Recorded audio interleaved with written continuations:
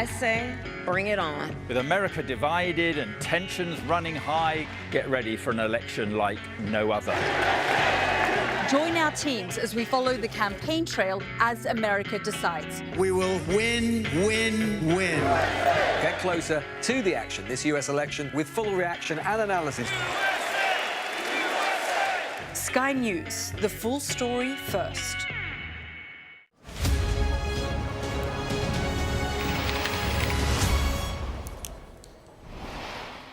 Welcome back. You are watching the press preview, a first look at what's on the front pages as they arrive. It's time to see what's making the headlines with the editor of the Courier in Dundee, David Clegg, and the former Conservative MP, who's now Chief Executive of the charity Business in the Community, Mary Macleod. They'll be with us from now until just before midnight. So let's see what's on some of those front pages for you now. In the Times, they say the Prime Minister defied the US over the decision to cede the Chagos Islands to Mauritius. Officials, they say, warned Sir Keir Starmer that the deal could hand China a strategic spying post. The deal is also the lead in the Mail, who brand the move Starmer's surrender. According to the Financial Times, Joe Biden's remarks appearing to endorse the idea of Israel retaliating against Iran by targeting its oil industry have pushed crude oil prices to their highest for a month. That story also takes the lead in the Eye. Their headline, energy price scare after Biden says Israel could attack Iran's oil. Dame Esther Rantzen is on the front of the Express after an announcement there will be a free vote on assisted dying in the Commons. She says, I never thought I'd be alive to see the law change, but perhaps I will. In an exclusive interview with The Telegraph, Boris Johnson says the UK needs a referendum on the European Court of Human Rights, as it doesn't provide Britain's freedoms they wouldn't otherwise have.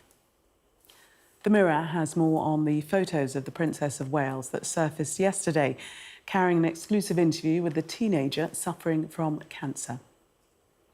The Metro reports on the murder trial of a doctor accused of impersonating a visiting nurse to inject his sick stepfather's intravenous drugs with poison.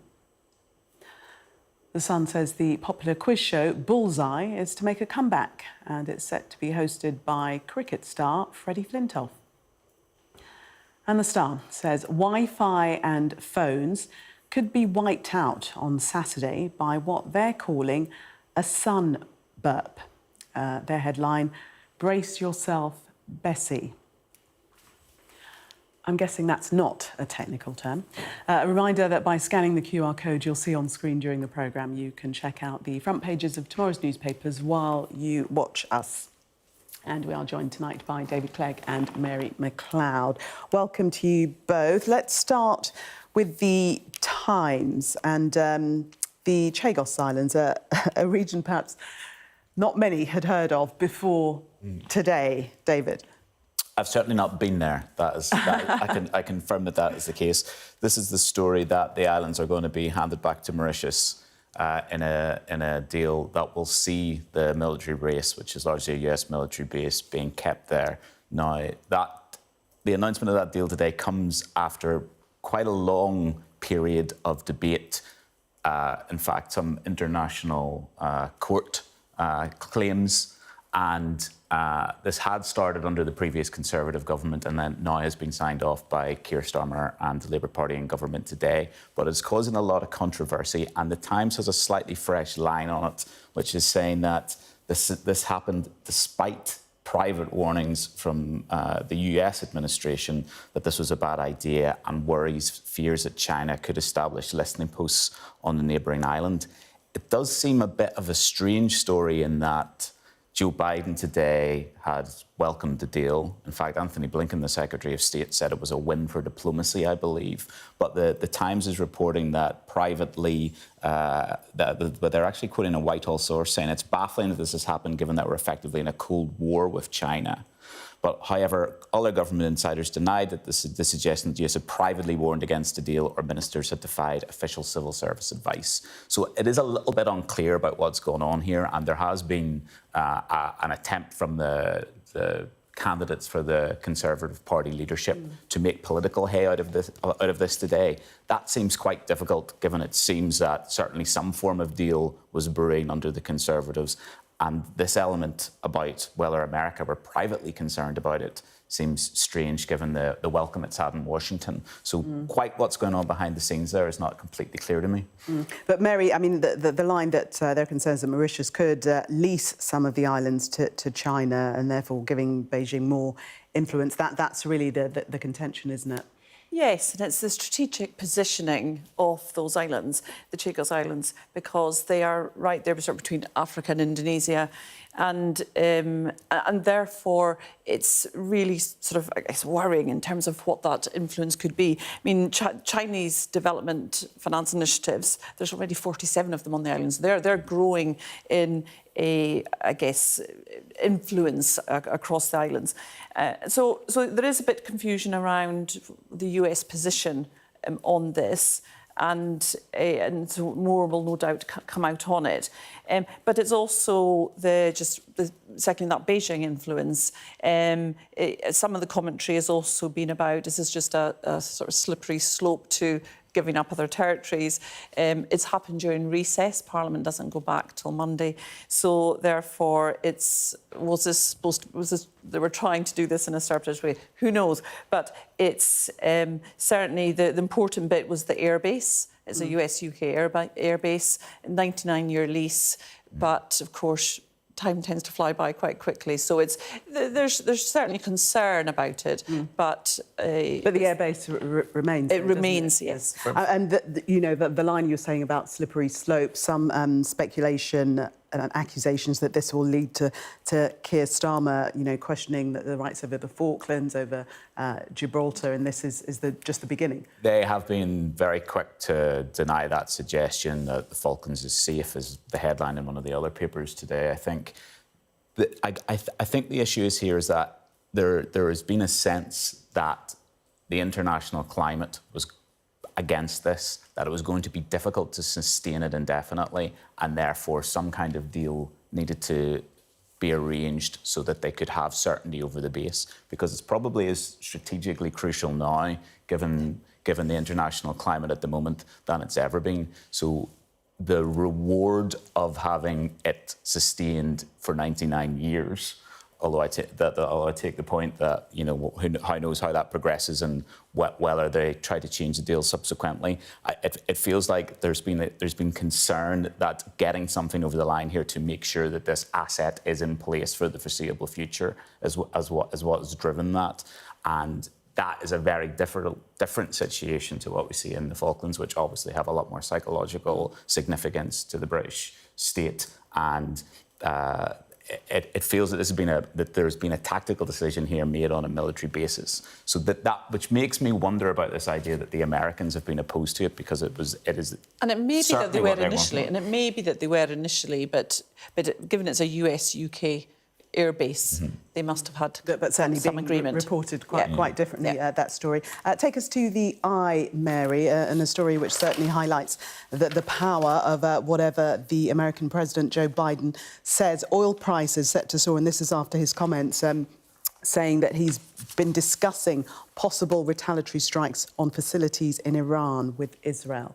Yes, and this is in essence, crude oil has gone up about 5%, so they're saying oil prices are soaring, and it just shows the connection and link there is between just all that's happening geopolitically.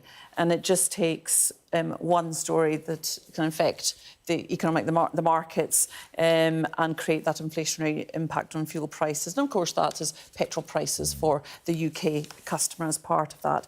So it is a really important story around that energy resilience and what we do as a country for that, and just how the narrative and the rhetoric has to be really carefully put on some of this, because it will affect the markets. I think that's what worried me, really. I mean, given the instability in the Middle East at the minute, the fact that we are in such a dangerous moment, it seems clear that oil prices were going to go up.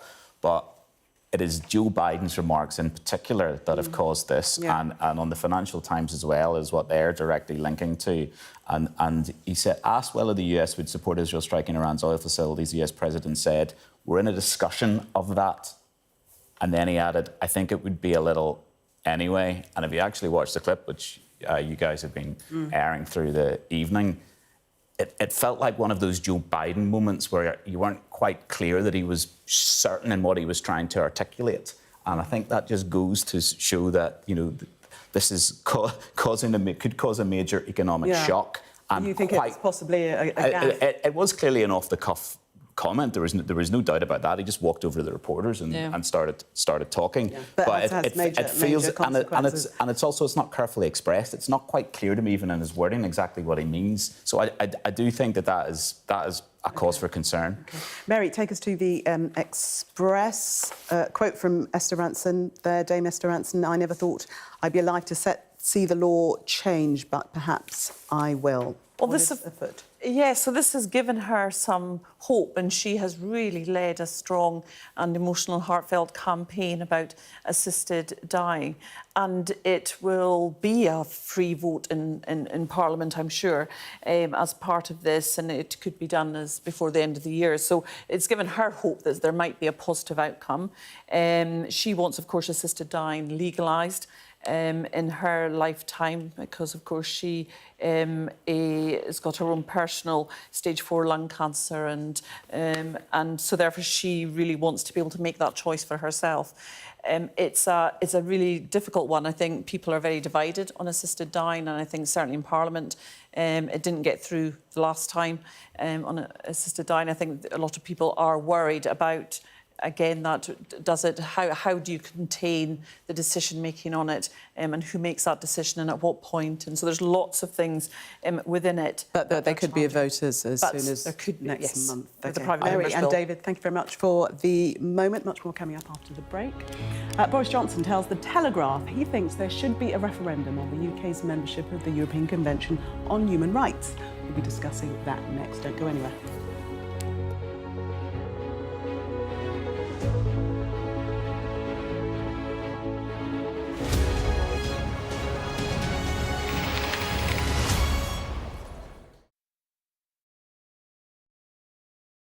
We're rolling.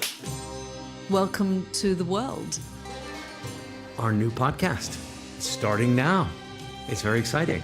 Every week we'll be reporting from the world's trouble spots. We get to hold those in positions of power accountable, and we get to ask the questions that the audience, the listeners, want to know about. And that's why it is so important that people tune in, come along for the road, come along for the journey. It'll be fun.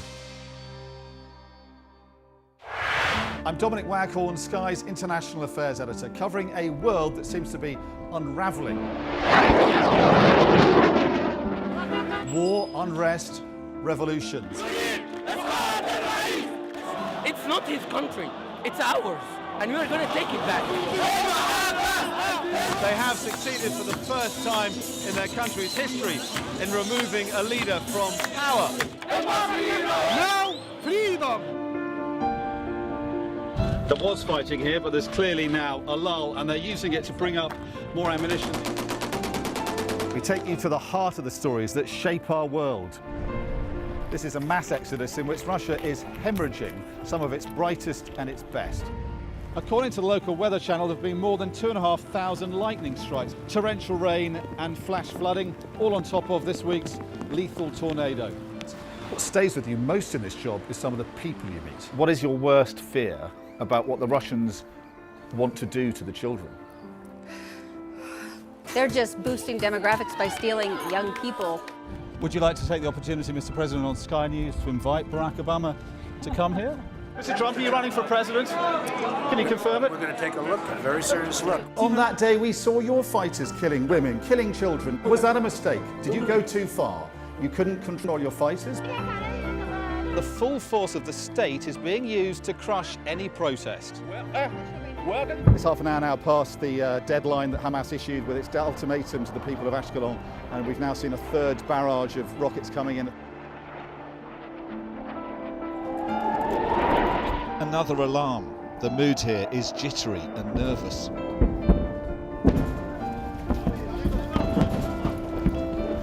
seeing the world get more and more divided, and it's our job to try to make sense of it all. There's always more to the news than a headline. We want to discover, to delve a little deeper, to find out what's really going on.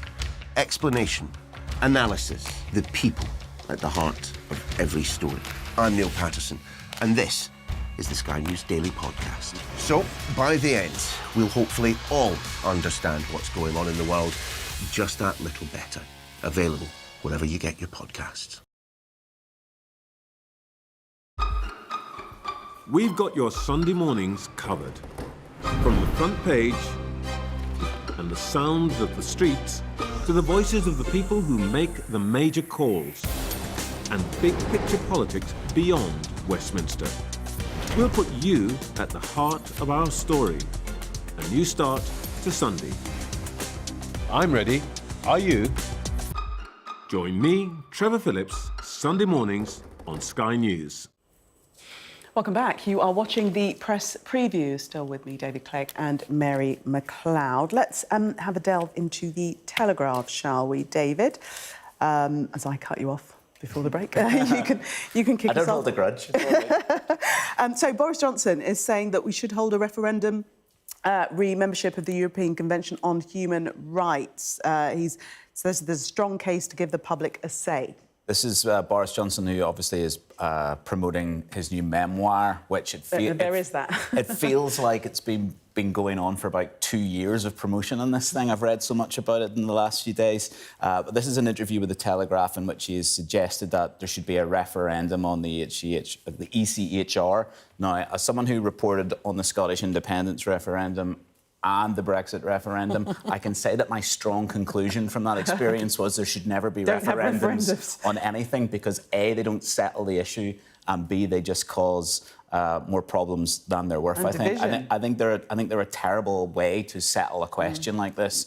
So I fear that this is not really a serious suggestion from him, actually, because it's a very entertaining read, this Telegraph front page, because other things that he says during this is that Putin wouldn't have invaded Ukraine if Donald Trump had still been US president, and that the Israeli Prime Minister Benjamin Netanyahu tried to bug his toilet. So I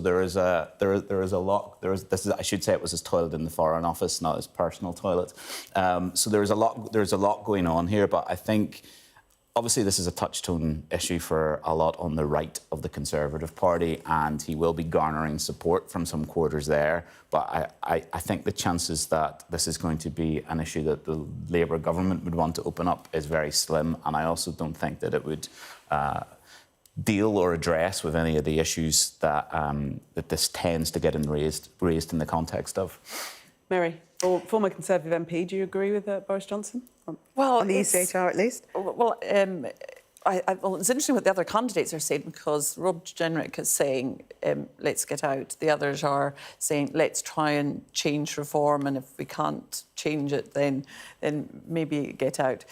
So Boris is playing an interesting line here about the referendum, and I agree with you about referendums. I remember telling him how close, telling David Cameron how close the Scottish referendum would be one day around the cabinet table. So you disagree with the thoughts for a referendum on the ECHR? But also his comments about COVID are interesting. So there will be some really interesting points, and as I read, and he apologises to children whose education was damaged by the months of school closures, although he still thinks lockdowns saved life. So I think there will be lots to still read and come out in his book. It's 740 pages long, apparently, if you are brave enough to take that on. Yeah. Just very quickly, let's have a look at the Metro. We've got a few seconds to talk about the King meeting Grace Jones. Do people know who she is? Or remember, I do, but I'm just wondering if there's a certain generation that doesn't know who she is. I'm not that familiar with her musical output. I remember from the James Bond film she was in more than anything else. Yes, and it's her hats as well. I think Philip Tracy's mentions in one of the articles, and he does do brilliant hats. But it's also the picture there of the King dancing. It wasn't long, it was just the other week when the New Zealand team were giving him hugs at an event, and now he's dancing at an event. So He's certainly been life and soul of the And I presume this headline is a pun on one of their songs. Yes, it is a song. Because it didn't mean a lot to me. Yeah, well spotted. Mary and David, thank you very much. We'll see you in the 11 o'clock hour. Let's take a look at the weather in the meantime. Well, most places look fine again tomorrow, but wind and rain will sweep eastwards over the weekend. England and Wales will have a mostly clear start, if chilly, but there'll be fog patches around. Elsewhere, it'll be cloudier and milder with a brisk wind and outbreaks of light rain. Ireland, Northern Ireland and northern and western Scotland will see further spells of rain through the morning. Elsewhere, it'll stay mainly dry with plenty of sunshine, but fog may slow to clear some spots like the Vale of York. Temperatures will be around average, feeling pleasant in the sunshine again. Coming up next on Sky News at 11, the world holds its breath as Israel plans its retaliation to the Iranian missile attack. We'll bring you the latest from the Middle East conflict. The